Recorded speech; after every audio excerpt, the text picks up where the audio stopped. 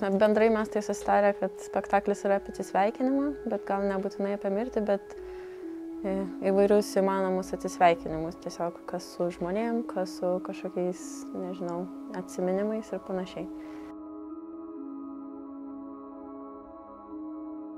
Matyt, čia viskas skirtingai būna kiekvienam kartui. Sakykime, su Aleksandru dirbant, tai matyti jis yra tas įkvėpimas, nes jisai visai konkrečiai, ne konkrečiai, bet jisai dažniausiai turi kažkokią idėją ir visai konkrečią. Ir tada ją išpildyti. O aš nežinau, man kažkaip matyti yra kažkokie vaizdiniai, gal kurie likę, matyti dalykai, kurie gal įdomu būna pamatyti, kažką pamatyti iš realybės, perkelti sceną ir kažkas tokio. Tai gal, matyti tas įkvėpimas ateina su žmonėms, su kuriais dirbi ir su jų impulsais.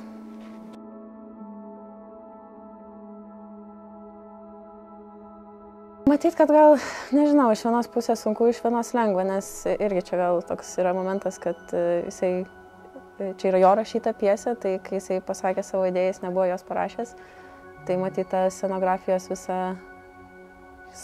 sakykime, sugalvoti reikėjo dar nežinant galutinai pjesės visos ir istorijos ir panašiai.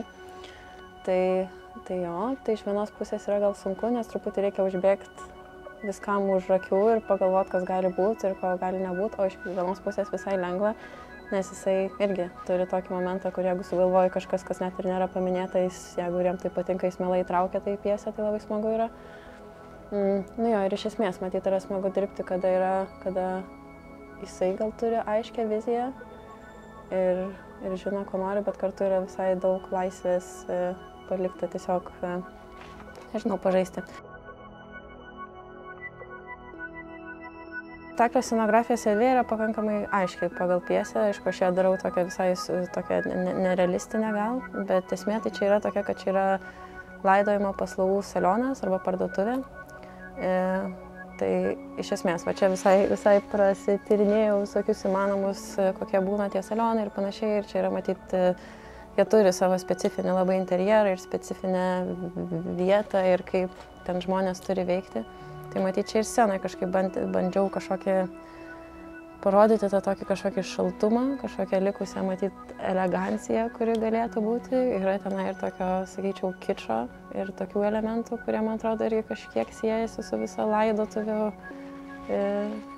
nežinau, verslu ir panašiai. Norėjau, kad ta erdvė būtų tokia didelė, šalta ir aidinti. Tai matyti, čia tokia, nebūtinai visą tai bus, bet kad jausmas bent toksai būtų. Tai va.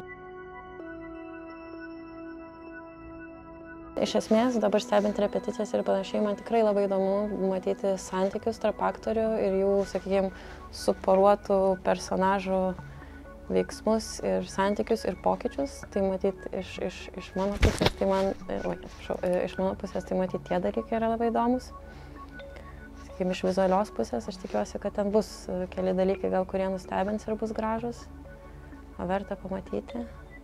Nes Aleksandro spektaklis paskutinis Miltinio teatre, tai gal ne paskutinis, kaip meno vadovo.